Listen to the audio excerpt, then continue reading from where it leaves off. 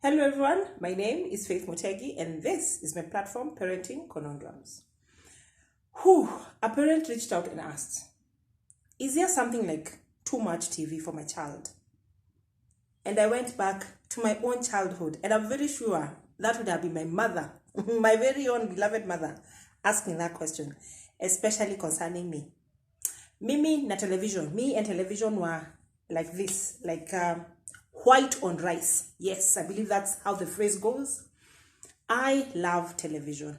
Put the animations, put anything else except scary movies, horror movies, Iotoa, and Nigerian movies, obviously. Okay, sio kwa ubaya, lakini hiyo imetoka kwa system na kila kitu. Television. So in my last video, which I'm hoping you have watched, either yourself or together with your children, was concerning television. But I also said in that video about how to use videos concerning videos can help you, animations can help you as a parent to communicate some deep topics that you may find weird to just have a sit down on. Okay, so the parents reached out and said and asked, is my child is watching too much TV bad? And for me, my answer is terms and conditions apply. What is your definition of too much TV? That's a topic for another day. Today, I want to address this question. Okay, your child seems to be watching too much TV. But what other options are there except for schoolwork and television and playing outside, which hopefully they do? What are the other options that you have given or provided for your child within that house that if that TV is off, they are able to jump into the next activity? Let's have this discussion, okay? Good. Right now, imagine for you as a parent, you get home. There's no TV and your mobile phone is either not working or you don't have bundles and you don't have the resources to get the bundles. There's no Wi-Fi.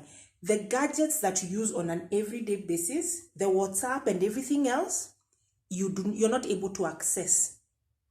What do you do to keep busy? Leave the housework. It's your resting time. It's your time to just sit and relax. What do? The thing that you need to understand is, what is your definition of too much TV? And then, okay, the child is watching TV. But if that TV is not there, what else can they reach out to? They will reach out for your phone. So if the phone is not there, what do they reach out to? And maybe they are not able to go outside because it's raining or because of matters of health and protocols and everything. This is where you flood intentionally. You need to surround your child with extracurricular activities that they can do aside from watching television or using any gadgets, digital gadgets, these social media platforms. Because yes, they will go for the apps. That's why they want to play. I don't know what the apps are. Personally, my phone doesn't have games. My nephews come, kwa nini hauna games? And I'm like, no, it's not a must for me to have games in my phone. Have you had that conversation? So today I just want us to focus on what are the options you are giving your child such that, yes, the TV is off, the mobile phone is off, it's limited for use or whatever it is. So if they are not doing homework, if your child has amezima TV, hatumi simu, they have done their homework, they have cleaned up, they are not able to go out to play, so what can they do? And this is where I'm hoping you have watched my previous videos. I will link them up.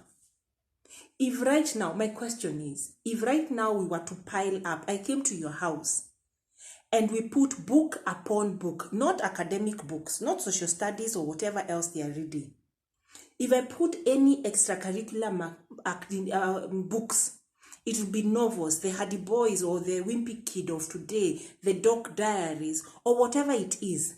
Are there storybooks? Are there novels that if you were to stack them together next to the TV, which stack would be bigger or which one would be bigger? Most likely it's the TV. We are not surrounding our children with books. to the point where if they are done with schoolwork, they don't interact with any reading material. So, number one, vitabu, storybooks. But my dear parent, they will read when they see you reading. How do you tell your child, okay, yes, I understand, your work might be on the phone. I am not here to point fingers. But there's a time where you can say it's now no phones, everything, electronics, weka kando, TV, zima, na kila mtu, everybody pick a book. You pick a magazine, them they pick a novel, and for an hour, for 30 minutes, according to your family schedule, timetable, all those words, you intentionally sit, all of you, in quiet, and read. Not academics, but for fun. What has happened is the TV has become a babysitter. It has become the TV. It has become the entertainer. Just the same way the mobile phone, your mobile phone has become your watch, has become your calendar, has become your everything. The children, and nowadays, if you don't limit and tell them that, can you have a schedule of what you want to watch on TV, they will always be on TV, watching TV. You get my drift.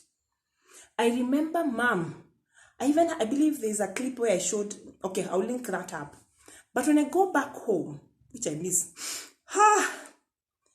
the newspapers used to have the section for the TV, the programs that would come. And I believe, if I'm not wrong, my siblings will confirm. I will ask and confirm. Even I can ask my mom again.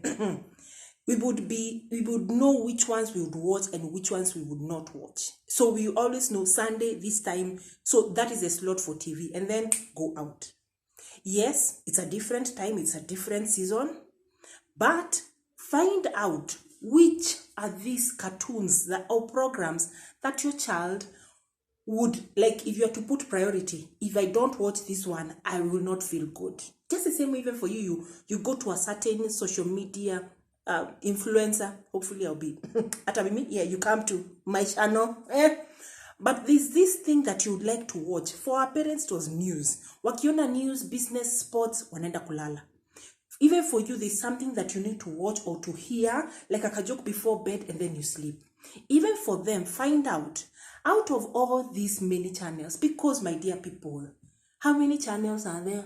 There are more, many. Even for you on that board day, you can flip through the channels and you will find something to watch. So how do you get them away? Number one. Before you say no more TV, anza kuwafunza. Sahi, you get a book. By the way, wacha tuanze kusoma.